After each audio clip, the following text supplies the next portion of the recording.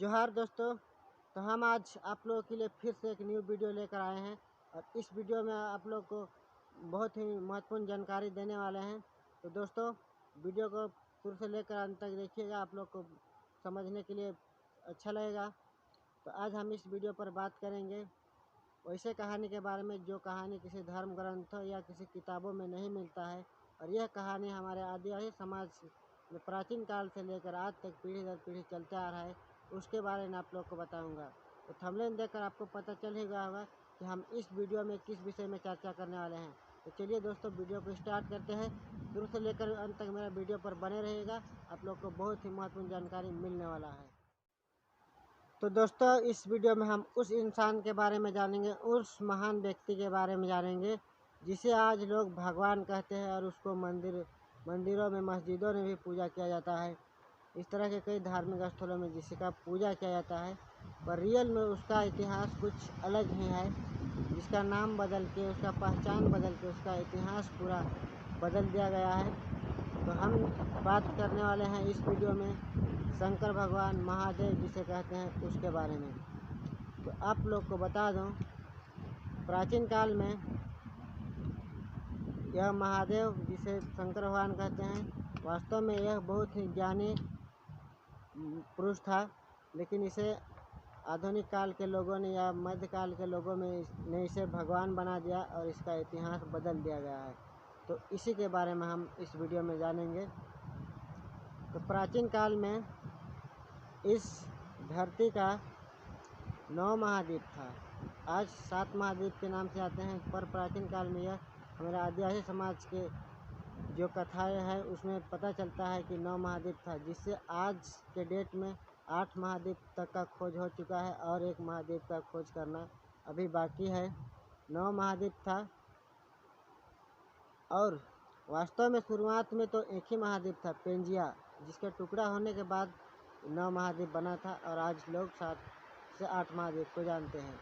उसी तरह हमारा देश भारत अफ्रीका महाद्वीप में था। जब जीवों की उत्पत्ति हुई और वहाँ कई जीव परिवर्तन होते होते कई जीव में परिवर्तन हुए और कई सारे जीव इस धरती पर आ गए, उसके बाद एक समय महाप्रलय हुआ था, जब सभी समाज में इसकी कहानियाँ, कथाएँ सुनाया जाता है, आपको भी सुनने के लिए मिल जाएगा। यह महाप्रलय हुआ था जब पृथ्वी के टेक्टोनिक प्लेट में टकराव हुआ था उस समय।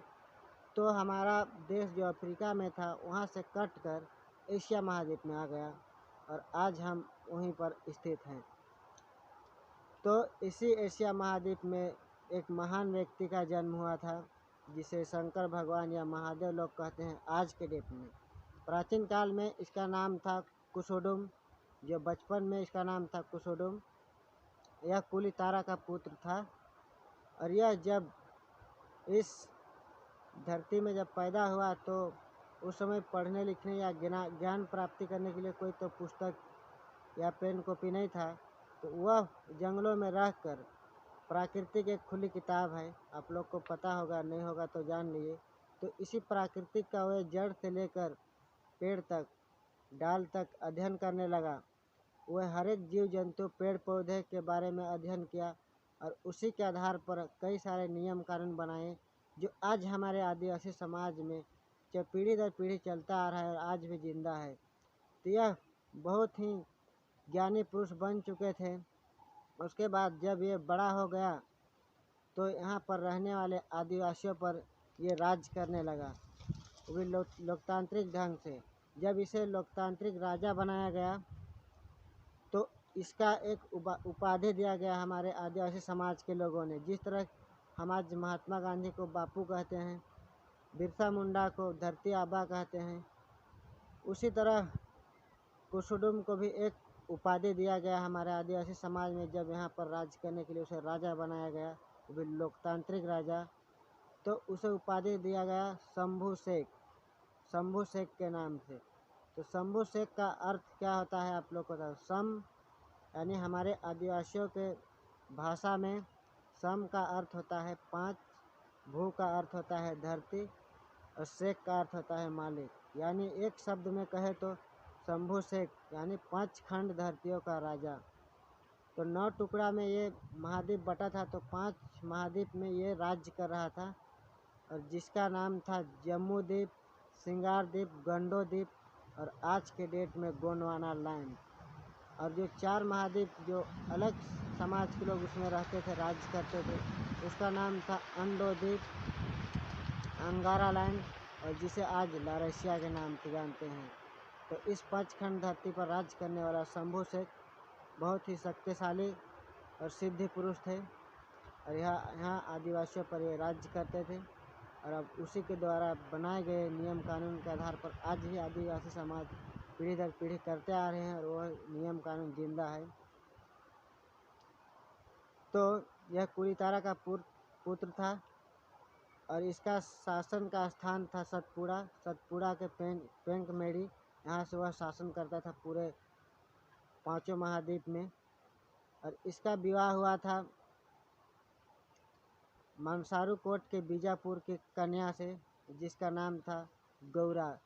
तो जब इसका जोड़ी हो गया तो इसे शंभू गौरा की जोड़ी के नाम से जानते हैं। और इसी को याद करने के लिए हमारे आदिवासी समाज के लोगों ने एक पिंड स्थापित किया। जब उनके अनुयायी डबल सारे हो गए और इधर उधर प्रचार करने लगे तो एक पिंड स्थापित किए जिसे शंभू गौरा पिंड कहते हैं। और उसी का नाम बदल के आज उसे शिवलिंग कहा जाता है।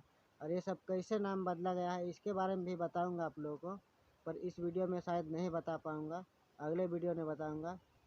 तो इस तरह के शंभू गौरा मिलकर यहाँ पर जितने भी उसके पीढ़ी आए या जितने भी शासन करने वाले योग्य पुरुष पैदा हुए उसको हर उनकी जोड़ी के नाम से जाना जाता है। तो इस तरह के 88 जोड़ी इस धरती पर राज्य कर चुके थे और जिसे का हर जोड़ी का अलग अलग नामों से जाना जाता है, जैसे शंभू गौरा, शंभू तुला, शंभू मूला, इस तरह शंभू गंगा करके। तो उनका अंतिम जोड़ी जो था वो जोड़ी था शंभू गंगा।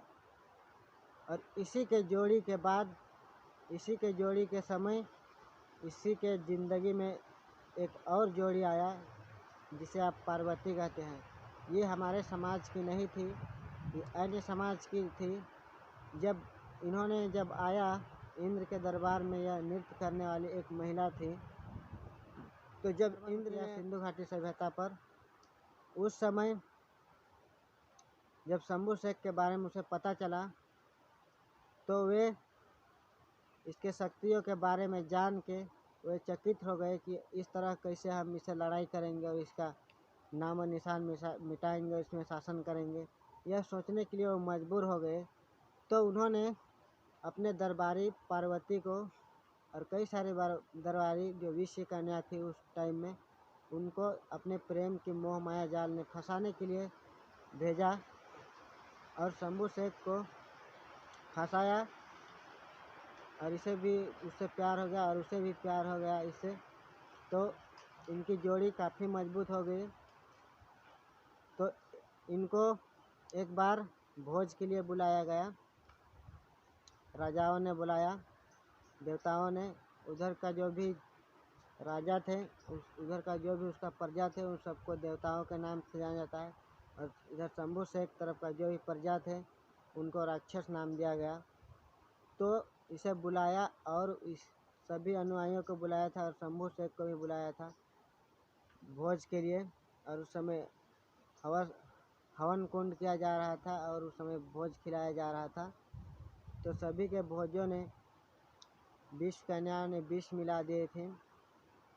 तो शंभू शेख को इसके बारे में पता चल गया और अपने प्रचारकों या अपने अनुयायियों को उसका भोजन नहीं करने दिए और ये खुद करने किए। तो पार्वती इसे रोक रही थी पर ये नहीं रुका और भोजन ग्रहण कर लिया, जिस कारण से शंभू शेख के पूरा बदन में विष फैल गया और बेहोश हो गया था। उसी के बाद यहाँ पर कई सारे लड़ाइयाँ हुई और यहाँ के आदिवासियों का पहचान को तहस नहस करके मिटा दिया गया और यहाँ पर से एक नया समाज के बारे में इतिहास रचा गया। और शंभू शेख जब बेहोश हो गए थे तो वे उस विष को भी पचा लिए और ठीक भी हो गए थे। इसी के याद में शंभू जागरण एक त्यौहार मनाया जाता है जिसे महाशिवरात्रि कहते हैं। और उसी के जस्ट 15 दिन के बाद जिसे होली कहते हैं, होली मनाया जाता है। ये शंभू शेख का इतिहास से ही जुड़ा हुआ है, जो आदिवासी समाज से संबंधित है। तो उसी को आदिवासी समाज में हम लोग फगुआ का त्यौहार कहते हैं। इस सब का कहानी बहुत ही रोमांचक है, तो इस वीडियो में आप लोग को नहीं बता पाऊँगा। तो जब यहाँ पर लड़ाइयाँ हुआ और कई सारे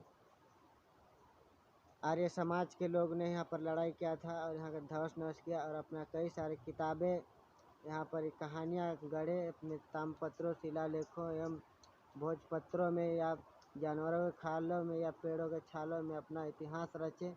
और इस तरह से हमारे आदिवासी समाज का इतिहास को वे लोग पर्दा लगा दिए हैं। आज भी जिंदा है, लेकिन उसमें पर्दा लगा हुआ है और हमारे आदिवासी समाज के लोग अपना इतिहास पहचान नहीं पा रहे हैं, जिस कारण से आज उनका कोई भी अस्तित्व या पहचान इस देश का मूल निवासी होने के बावजूद भी नहीं दिख रहा है, ना ही मिल रहा है।